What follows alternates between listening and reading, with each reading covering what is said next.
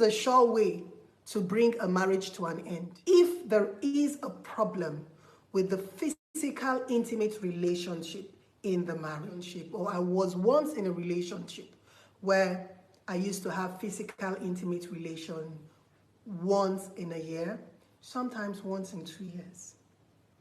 It will either come on my birthday or it will come on a New Year's Day when we're popping champagne, toasting to the new year.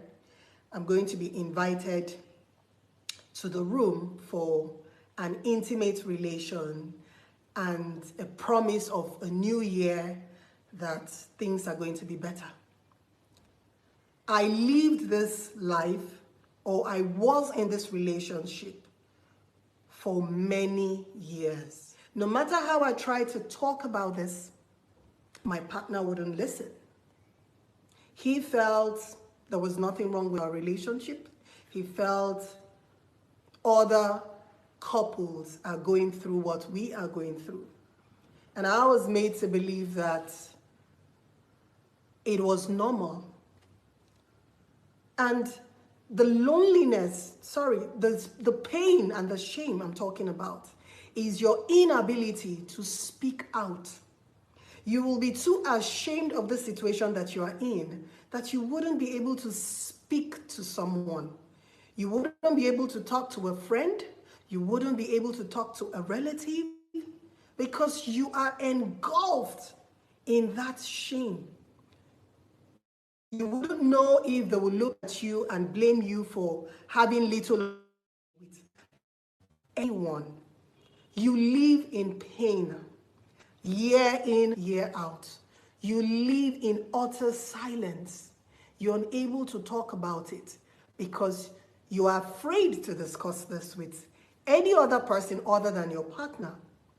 And when you are discussing this with your partner and your partner isn't listening or your partner isn't willing to work, there is only one sure way that the relationship is going to go and is going to come to an end inevitably.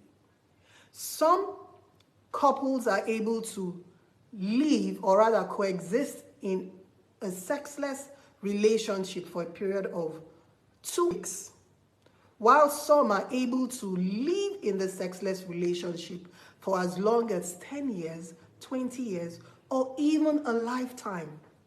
Now, the question is, what are the coping mechanisms that these people that have chosen to remain in this zero physical, intimate relation do? What do they do?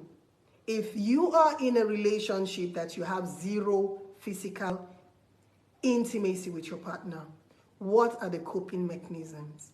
Some people resort in self-pleasing.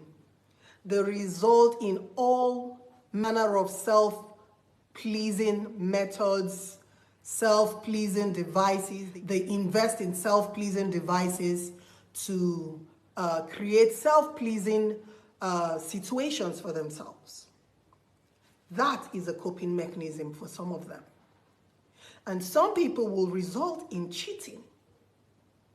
Those that have decided not to end the toxic union, they have decided not to engage in self-pleasing methods, they have decided not to engage in cheating, they end up being depressed. That was what happened to me. I suffered from what the doctors as acute depression. I couldn't talk to anyone. I couldn't exit the relationship because I kept hoping that it was going to work. I couldn't talk to anyone because I was ashamed of my situation. I was also afraid of what the outcome of such a discussion would be. And remember that in our society, we are only becoming gradually aware of medical help for such matters. Now, we have people seeking out therapy in Nigeria. Before now, you wouldn't even think about therapy. Therapy, go to sit in front of a total stranger. and telling them all of this. It's embarrassing. And then would you really want to spend your hard-earned money to go and sit down and then talk to someone about something that you believe can be worked on? UPS went off. So is it something really that you would want to sit down with a therapist to discuss? It is, or it can be daunting for you to want to sit in front of a therapist to discuss these things. But I'm going to tell you today that there is nothing wrong with seeking medical help.